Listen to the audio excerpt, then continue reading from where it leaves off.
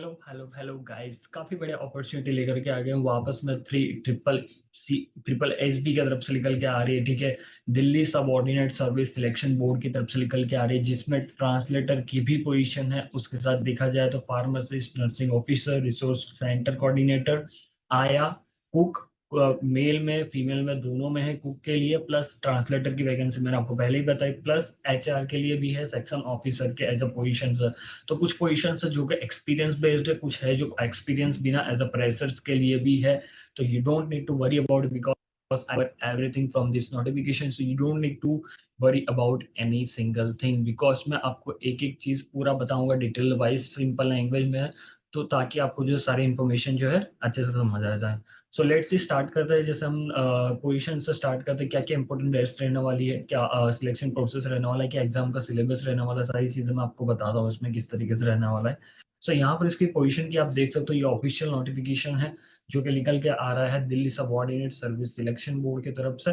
और यहाँ पर इसकी स्टार्टिंग डेट की बात करें एप्लीकेशन की, तो 13 फरवरी रहने वाली। तो 14 फरवरी वैलेंटाइन डे सबको जरूर से याद रहेगा, ये डेट भी जरूर से याद रखना, because this is very important. जो लोग भी जॉब देख रहे हैं और जो लोग चाहते हैं कि दिल्ली में जॉब करना चाहते हैं वो लोग, because this is very good opportunity, because काफी फास्ट काम कर रहा है। इसी ही लास्ट मंथ में ही, जनवरी के मंथ में, काफी कम से कम 3 से 5 वैकेंसीज ऑलरेडी इन लोगों ने नोटिफिकेशन बड़े बड़े रिक्रूटमेंट निकाले हैं डी ट्रिपल ई बी में। तो काफी फास्ट काम चल रहा है इन लोगों का, और काफी बेटर रहेगा अगर आप इसको अप्लाई करते हो। तो मोस्टली इसमें बात करें तो 10th 12th के लिए, फिर बैचलर्स के लिए, मास्टर्स के लिए, फिर जिसने ट्रांसलेटर का कोर्स किया हुआ है, उन सब के लिए इसमें पोजीशन है ये। तो लास्ट तक बने रहना, बिकॉज काफी सारी इंपॉर्टेंट चीज रहने वाली है और सिलेबस भी काफी इंपॉर्टेंट है इसका। ठीक है, तो चलिए बात करते हैं इसकी लास्ट डेट जो रहने वाली है, March 13 रहने वाली है आपकी last date. But last date तक वेट नहीं करना, पहले ही अप्लाई कर देना आप यहाँ पर। सो यहाँ पर टोटल बात करें फार्मासिस्ट की पोजीशंस रहने वाली 318 पोजीशंस है, जिसमें पीडब्ल्यूडी सिर्फ और सिर्फ 20 पोजीशन है, एक्स सर्विसमैन के लिए 31, प्लस और कैटेगरीज के लिए भी है, UR, OBC, SC, ST, EWS के लिए भी पोजीशन है यहाँ पर। फिर नर्सिंग ऑफिसर की बात करें तो 1560 वैकेंसीज है नर्सिंग ऑफिसर के लिए सिर्फ और सिर्फ, जिसमें यूआर के लिए काफी बढ़िया 724 वैकेंसीज है, और ओबीसी के लिए भी है, एससी, एसटी, ईडब्ल्यूएस के लिए भी है, साथ ही साथ पीडब्ल्यूडी कैंडिडेट्स के लिए। और उसके अलावा हम बात करें रिसोर्स सेंटर कोऑर्डिनेटर की बात करें, उसमें 12 पोजीशन है, आया के लिए 21 पोजीशन है, कुक के लिए मेल के लिए 18 पोजीशन, फीमेल के लिए 14 पोजीशन है। ट्रांसलेटर की बात करें यहाँ पर हिंदी तो 2 पोजीशन है, प्लस एचआर के लिए हम दूसरे सेक्शन ऑफिसर के अंदर 4 वैकेंसी है। टोटल नंबर हम बात करें तो 1896 वैकेंसी है टोटल, तकरीबन तकरीबन 1896 पोजीशन है। काफी बड़ा नंबर है गाइस, ये छोटा नंबर नहीं है। So you have to make sure कि आप जो है केयरफुली इसको देख ले, सारी चीजें पहले समझ ले, और फिर इस पोजीशन के लिए भी जैसे इसका रेट्स आते हैं आप उसको अप्लाई कर दें। और यहाँ पर पहले हम एजुकेशन क्वालिफिकेशन, पे लेवल क्या रहने वाला है आपका, क्या क्या चीजें इंपॉर्टेंस है, डिजायरेबल एक्सपीरियंस क्या मांगा गया कौन सी पोजीशन में, तो हम वो सारी चीजें इसमें देखते हुए चलेंगे। तो यहाँ पर हम सबसे पहले देखते हैं, अगर हम तो फर्स्ट पोजीशन है फार्मासिस्ट की पोजीशन, तो यहाँ पर एजुकेशन क्वालिफिकेशन जो मांगा है इन्होंने, एटलीस्ट आपका बी फार्मा कंप्लीट हुआ होना चाहिए, और उसके अगर वो नहीं है तो उसका इक्विवेलेंट चाहिए, और उसके साथ साथ जो है आपका एज अ रजिस्टर्ड फार्मासिस्ट होने चाहिए आप। प्लस सो अगर जो थर्ड नंबर पे जो बोला है, selected candidate has to be registered in Delhi pharmacy council within 6 months of joining. तो यहाँ पर रिक्वायर्ड तो है, बट अगर आपका अदर स्टेट से है तो आपको जो है within hire of 6 month वहां पर दिल्ली से भी आपको स्टेट लाइसेंस भी लेना पड़ेगा यहाँ पर। ठीक है, यहाँ पर कोई डिजायरेबल एक्सपीरियंस नहीं है, यहाँ पर कुछ मांगा गया नहीं है, सिर्फ और सिर्फ यही कैटेगरी, यही क्वालिफिकेशन है मेजर यहाँ पर।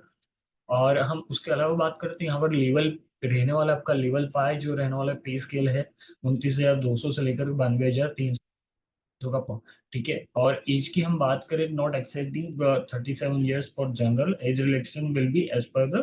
तो इट मीन मैं आपको सिंपल लैंग्वेज में बता दूं, एस सी एस टी के लिए 5 साल सारी पोजीशंस के लिए, और ओबीसी को 3 साल, प्लस जो एक्स सर्विस मैन है, पीडब्ल्यू कैंडिडेट्स है, उनको जो रिलैक्सेशन मिलता है वो सारी पोजीशन पे एप्लीकेबल होने वाला है यहाँ पर।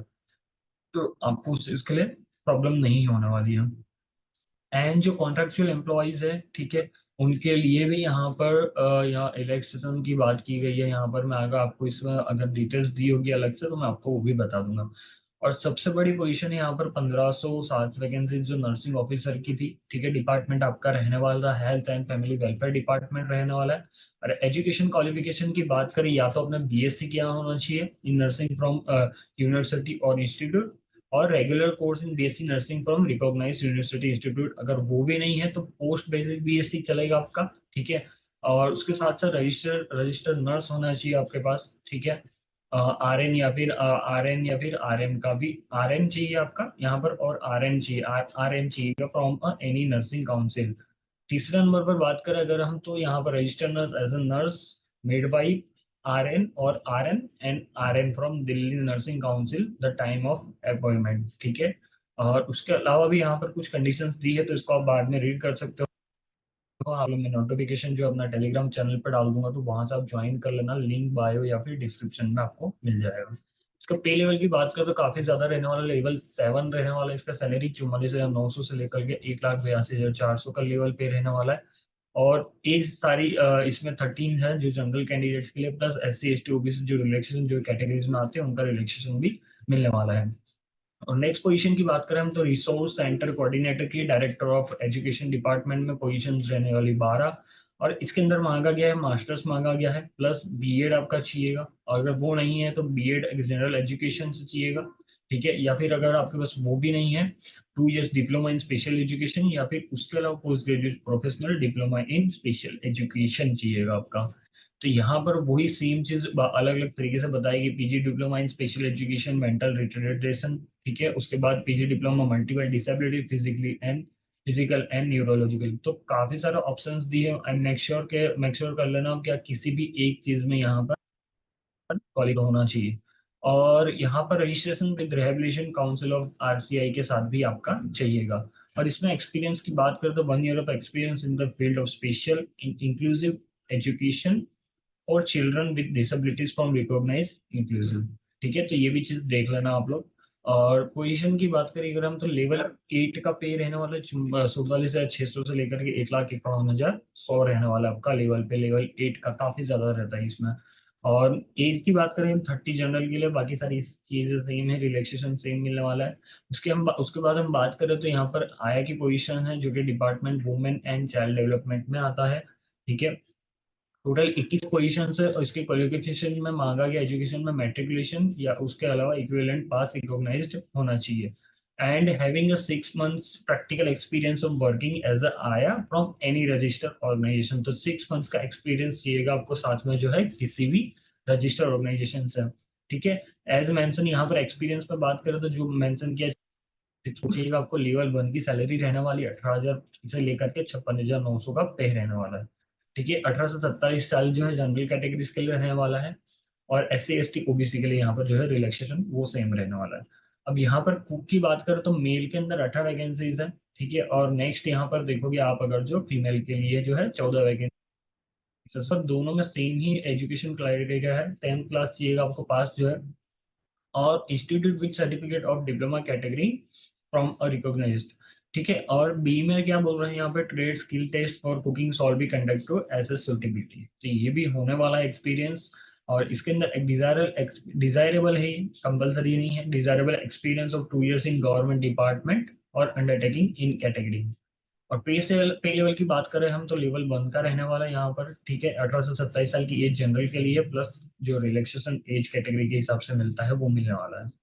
यहाँ पर सेम है, ये सेम चीजें ऊपर थी। अब मेन जो है यहाँ पर ट्रांसलेटर की, काफी सारे बच्चे जो कमेंट्स मेरे को डीएम्स आ रहे थे कि ट्रांसलेटर की वैकेंसीज भी कवर की जाए, तो यहाँ पर वो पोजीशंस है लेकर के आए होंगे। 2 वैकेंसी से ज्यादा नहीं है यहाँ पर, एक ओबीसी के लिए और एक एससी के लिए है यहाँ पर, जो कि डिपार्टमेंट रहने वाला असेंबली सेक्रेटेरिएट, ठीक है। यहाँ पर एजुकेशन की बात करें तो मोस्टली एसएससी के अकॉर्डिंगली है, मास्टर्स किया होना चाहिए आप लोगों ने हिंदी के साथ इंग्लिश एज ए कंपलसरी, या फिर इलेक्टिव, या फिर as a medium of examination level, same वही चीज है यहाँ पर। और डिजायरेबल में बात करें अगर हम, तो यहाँ पर नॉलेज ऑफ हिंदी टर्मिनोलॉजी चाहिए, terminology and lexicographical working involving use of modern Indian language other than Hindi, ठीक है। सो आपको सारी चीजें समझ आ रही, नहीं समझ आ रहा हो तो अपने को डीएम या फिर कमेंट भी कर सकते हो, don't worry about. So level पे आपको पता है, आपका जूनियर हिंदी ट्रांसलेटर का जो रहता है वो लेवल 6 ही रहता, तो यहाँ पर 35,400 1,12,400 का लेवल पे आपका रहने वाला है, ठीक है। यहाँ पर एज लिमिट की बात करें तो यहाँ पर 30 साल की जनरल के लिए है, बाकी सारी चीजें जो एज पर गवर्नमेंट जो रहता है वो रहने ही वाला है आपका। सो यहाँ पर अच्छी बात ये देखने को मिले कि यहाँ पर जो है ना कोई एक्सपीरियंस यहाँ पर एसएस में, हाँ यहाँ पर देखिए डिप्लोमा भी है। तो डिप्लोमा मोस्टली जो एसएससी की कैटेगरीज के जो बच्चे एसएससी में जो फॉर्म भरते हैं वो लोग यहाँ पर सारे एलिजिबल होंगे ही होंगे। अगर आपके पास ट्रांसलेटर का सर्टिफिकेट नहीं है, पीएचडी नहीं है आपके पास, तो 2 साल का एक्सपीरियंस आपको यहाँ पर चाहिएगा। और आगे हम बात करें, अगर हम सेक्शन ऑफिसर एचआर के अंदर 4 पोजीशन है टोटल, ठीक है। ग्रेजुएट चाहिए आप, ऑल टाइम बैचलर्स या फिर पीजी किया होना चाहिए अपने, degree in business administration with specialisation in HRD personnel management या फिर industrial relations from a recognised university. और एसएसएल क्वालिफिकेशन एक्सपीरियंस में बात करें तो 2 इयर्स का post qualification experience in HR matters या फिर एडमिनिस्ट्रेशन में होना चाहिए आपका। पे लेवल की बात करें तो सबसे हाईएस्ट पे वाली पोजीशन से लेवल 9 की पोजीशन है 10, ठीक है। 10,900 से 34,800 का पे रहने वाला है आपका। यहाँ पर देख सकते हो आप, मेंशन किया हुआ इन्होंने, वैसे मेरे को लगता है यहाँ पर इन्होंने से कोई मिस्टेक हुई है, मे बी शायद से करेक्ट नहीं मेंशन किया इन लोगों ने, but may be something is missing. But level 9 का आपको पे रहने वाला है, उसके हिसाब से आप कैलकुलेट कर सकते हो। आपकी salary not accepting 27 years for general, और जो एज पर अवर जो गवर्नमेंट रहता है वो एज रिलेक्सेशन भी मिल जाता है। और कैसे अप्लाई करना है, तो यहाँ पर DSSB online.nic.in पर जाकर के अप्लाई कर देना है। लेकिन अगर आप चाहते हो कि आपका फॉर्म हम फिल करके दे बिल्कुल ही फ्री में, सिर्फ और सिर्फ कैटेगरी फी पे करनी रहेगी आपको, तो वो सिर्फ आपको पे देनी रहेगी, बाकी सारा कोई भी चार्जेस आपको पे नहीं करना है। For that you can DM us, we will help you for that. And application fees की बात करें तो यहाँ पर सिर्फ और सिर्फ जो है 100 रुपीज पे रहने वाला है। उसके अलावा ये भी सिर्फ और सिर्फ जनरल, ओबीसी और ईडब्ल्यूएस के बच्चों के लिए ही है। बाकी जो वुमेन कैंडिडेट्स है या फिर SC ST, ठीक है, पीडब्ल्यूडी कैंडिडेट्स है, एक सर्विस मैंने उन लोगों को कोई भी फी पे नहीं करनी है। अब यहाँ पर मैं सोच रहा हूँ कि एग्जामिनेशन का काफी बड़ा है, सो मैं चाहता हूँ कि आपको अच्छे से, इसमें अगर आपको नहीं समझ आया तो यहाँ पर टेलीग्राम चैनल पर मैं इसका नोटिफिकेशन तो दे ही रहा हूँ। बट आई एम थिंकिंग कि अगर आपके ज़्यादा डाउट्स रहेंगे या फिर आपकी कमेंट्स आएगी मेरे पोस्ट पे वीडियो के नीचे, तो मैं इसका अलग से जो वीडियो बनाना चाहता हूँ। क्या सिलेक्शन प्रोसेस रहना है, एग्जाम पैटर्न क्या रहने वाला, कुछ कट ऑफ्स भी क्लियर हम उसमें कवर करेंगे। और क्या पैटर्न रहेगा, क्या एग्जैक्टली कौन से पोजीशंस के लिए किस तरीके से सेक्शन वाइज क्या है, ठीक है, फाइनल मेरिट लिस्ट की कौन से पेपर के बेसिस पे रेडी होने वाला है। तो वो सारी चीज़ें मैं एक अलग से वीडियो में कवर करूँ। अगर आपको रिक्वायर्ड होगा तो आपकी कमेंट्स आएगी या फिर मेरे को DMs आएंगे, तो मैं उस पर अलग से वीडियो बनाऊंगा, ठीक है। बिकॉज ये वीडियो काफ़ी लेंथी हो जाएगा और मैं इसी में एक ही वीडियो में सारी चीज़ें कवर करने जाऊंगा। तो अब यहाँ पर मोड ऑफ सिलेक्शन फिर मैं थोड़ा बहुत बता देता हूँ कि 1 टायर और 2nd टायर की एग्जामिनेशन पे रहने वाला है।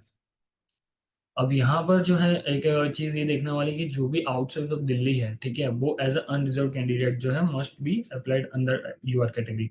तो आप अदर स्टेट से, दिल्ली के अलावा से कहीं से अप्लाई करो तो आप भी ट्रीटेड कर ही जाओगे एज अ यूआर, बट आपको जो है रिलैक्सेशन वगैरह सारी चीजें मिलती है वो तो मिलेगी आपको, उसके अंदर कोई भी प्रॉब्लम नहीं आएगी। यहाँ पर एज रिलैक्सेशन के आप जो है सारी चीजें यहाँ पे मैंने आपको बताया था, जिस तरीके से ओबीसी के लिए या फिर SC ST के लिए, PWD के, आप यहाँ पर अपना रिलैक्सेशन चेक भी कर सकते हो। सो आई हैव सो फुली की सारी चीजें मैंने still, if you are have any question और कुछ भी, तो आप मेरे को डायरेक्टली DM कर सकते हो या फिर कमेंट भी कर सकते हो। प्लस अगर आपका DMs या फिर मेरे को कमेंट्स आए कि अलग से सिलेक्शन प्रोसेस प्लस सिलेबस की एग्जाम्स के हिसाब से मेरे को वीडियो चाहिए, तो मैं आपके लिए अलग से भी बनाऊंगा। Don't worry about it, you can comment for that. Thank you so much for watching and please hit the like button and subscribe the channel. Thank you.